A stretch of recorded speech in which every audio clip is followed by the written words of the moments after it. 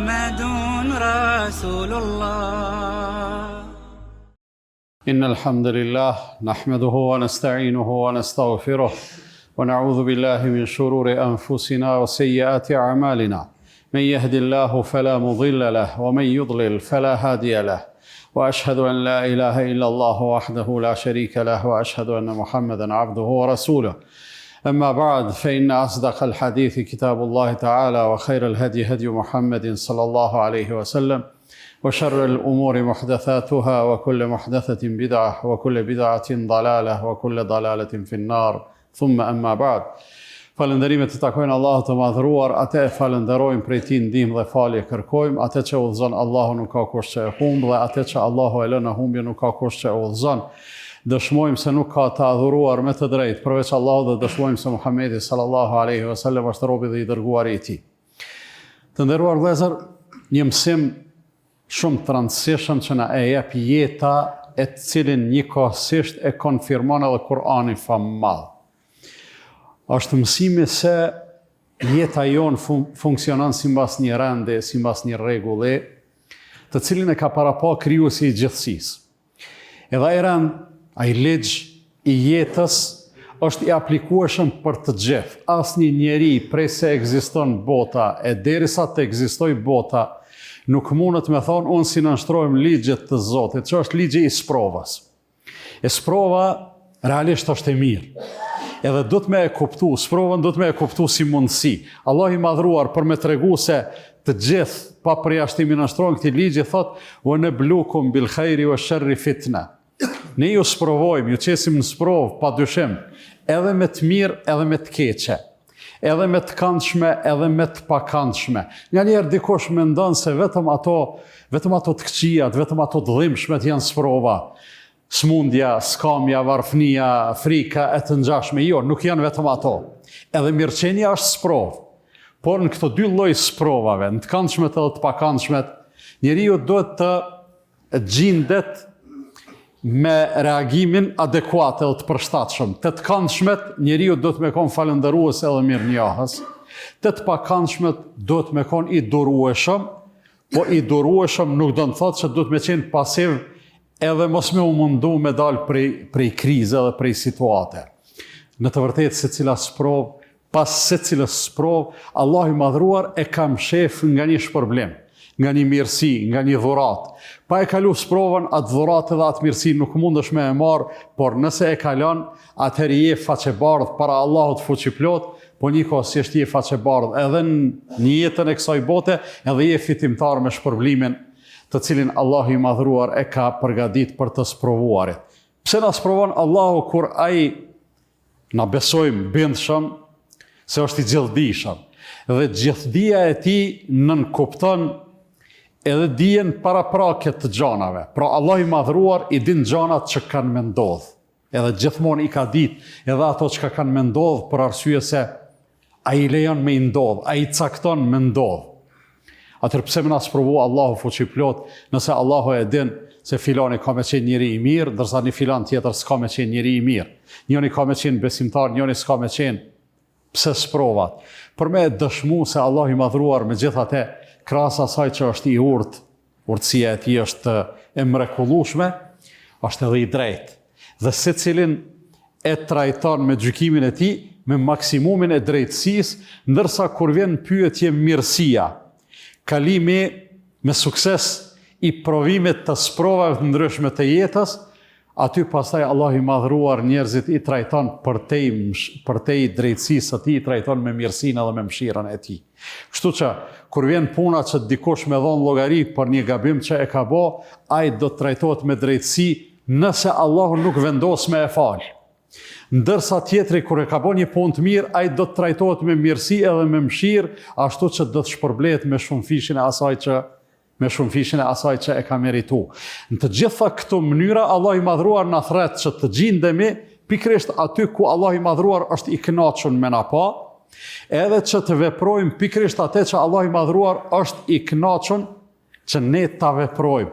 Edhe kur e synojmë kënaqësinë e Allahut fuqiplot, çdo pengesë që na paraqitet në rrugtimin tonë jetësor, bëhet e të i kalushme, edhe në asnjërin prej tyre ne nuk ndalemi me thonë kjo ka e vështirë edhe këto zërë që muj me e kalu.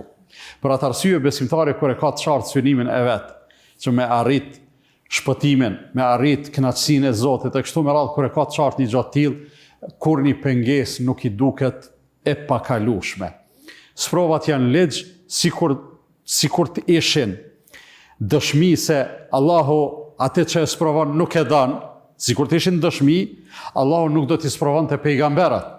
Mirë po Allahu mas tepërmi i ka sprovu pejgamberët e vet, e kjo tregon se Allahu i sprovon pikërisht ata njerëz që i dan. I sprovon të gjithë, mirë po ata që i dan, sprovat e tyre i bën mundësi fitimi, mundësi arritje, mundësi suksesi. Edhe kur e kemi parasysh një gjatë tillë, atëherë me këtë ngushëllohemi edhe gjejmë motivin me hec tutje. Në ligjin e sprovës, ndërmjet vëllezër, njeriu duhet të ketë kujdes të veçantë për pozicionimin që e ka në këtë dunja, me qenë në vazhdimsi i lidhur me Allahun fuqiplot. Kur je i lidhur me Allahun me besim, edhe me bindje të fortë, atëherë kupton atë që na ka mësua Allah i madhruar në Kur'an, kur ka thonë, "Qul la yusibana illa ma kataballahu lana huwa maulana." Thuaj, nuk do të na prek, nuk do të na godet asgjë përveç asaj të cilën Allahu e ka caktuar për neve. Kur themi e ka caktuar për neve, kjo nën kupton e ka zgjedh për neve. Dhe derisa Allahu ka zgjedh diçka, s'ka dyshim se zgjedhja e tij është me vend, por mbetet me dalën pa rezultati pozitiv me pozicionimin ton edhe me qëndrimin ton si duhet. Thuaj, nuk do të na godas asgjë përveç asaj të cilën Allahu e ka caktuar për neve. Huwa maulana. Ajo është mbrojtësi jon, ajo është i dashuri jon, ajo është përkrahësi jon, ajo është që na e do të mirën shumë, madje na e do të mirën më shumë se që eventualisht na mundëm mi ia dashur vetes tonë. Edhe në rastin e fundit, besimtari gjatë gjithë jetës tij, e posaçërisht në kohën e sprovave, e posaçërisht në kohën e atyre sprovave të pakëndshme dhe vështirësive që i sjell jeta, duhet të kultivoj krahas besimit, duhet të kultivoj një mendim të mirë dhe pozitiv për Allahun fuqiplot. Për arsye se sa më mirë që të menojmë për Allahun, aq më mirë do të na gjendet Allahu. Thot Allah i madhruar në hadith qudsi, "Ana inda dhanni abdi bi." Unë jam ashtu sikur se më mendon robi im. Nëse jem vështirësi, edhe mendon se Allahu ka me të ndihmu me e te i kaluat vështirësi, Allahu që ashtu ka me konë për ty. Po ndoshta ban me e thonë edhe të kundërtën, me po me pas dyshim, ose me të shkumenja se Allahu së të ndihman, po ndoshta edhe së të ndihman, se ti si të e dash të ndihman e ti, për arsye se Allahu është të e bo kusht që ndihman me të dhonë atëherë kur ti menon se Allahu ta jep ndihman. E njëjta gjë vlen edhe për lutjet tona, kur lutemi, me po me arrit atë nivelin e duhun, nivelin e kërkum të bindjes, se Allahu na përgjigjet, Allahu sigurisht ka me na u përgjigj. Pse? Se Allahu i madhruar edhe ka premtu, ud'uni astajib lakum. Më lutuni, unë do t'u përgjigjem juve. Kërkoni, unë do t'u jap. Në rrugë vllazën, jeta e kësaj bote është jetë e sprovës, nuk është jetë e kënaqësisë. Sikur ti shkon për dikon, shkon për njerëzit e zgjedhur, që përmenda më herët. Sikur për ta, sikur për neve është jetë në cilin çdo hap, secili prej neve do të me dëshmu veten se po synon me u bë njeri i mirë. Në radhë të parë besimtar, i devotshëm, e pastaj i sjellshëm deri në maksimum, sa të është e mundur me dëshmu një gjatë tillë, edhe gjatë gjithë jetës njeriu ka me u përballë me situatat këtilla. Dikun ka me pas nevojë me bë sabër, edhe vetmohim, edhe qëndrueshmëri, dikun ka me pas nevojë me kon mirënjohës edhe falëndërues ndaj Allahut fuqiplot për begatitë që ja jep, edhe në të gjitha këto situata mundësia është për me fitu shumë, po mbetet në zgjedhjen e secilit, apo don me fitu, apo nuk po don me fitu. Allah i madhruar na udhëzoft ka ajo që është më e mira dhe më e mbara e më e dobishmja për neve. E them këtë që dëgjuat dhe kërkoj falje për Allahut për vete dhe për ju, andaj ju kërkoni falje se Allah është falës dhe mëshirues.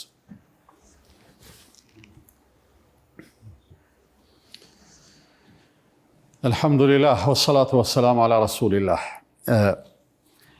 Njerëz jemi edhe kemi nevojë për motivim të vazhdueshëm. Nga njëherë të godet ndonjë goditje e ranë, edhe t'je thu që kjo ka me ma thy kurrizin, por kujtoje ka sot du shembuj, cilët edhe na jep Kur'ani, edhe na jep historia. Kujtoje Ejubin a.s. për shembull, se sa i boni sabër sprovës së smundjes. Nëse të bojmë padrejtësi, kujtoje Jusufin a.s. njerëzit më të afërt, vllazërit e tij i banën padrejtësi. Edhe ai megjithatë duroi, po në fund epilogu i kësaj jete, s'po flasu për shpërblimet e ahiretit, epilogu i kësaj jete ishte një epilog shumë i lakmueshëm për Jusufin a.s. E kësaj kemi shembuj të panumër të cilët na dëshmojnë se ajo fjala që e kanë thonë plesht sabri e ka selametin, ajo është absolutisht e saktë. Por arsye se ajo është produkti një shtrydhje të gjithë asaj edukate që ata njerëz para neve e kanë përjetu edhe kanë përfitu prej saj edukat e islamit, edukat e besimit. Andaj nëse arrim ne që edhe ndjenjat tona dhe emocionet tona edhe dhimbjet tona madje, ti organizojmë dhe ti rregullojmë pikërisht sipas mësimeve të Kur'anit, atëherë padyshim që sprovat do të bëhen të durueshme, nuk do të jenë pa dhimbje sigurisht, mirë po, megjithatë do të dalim fitimtar.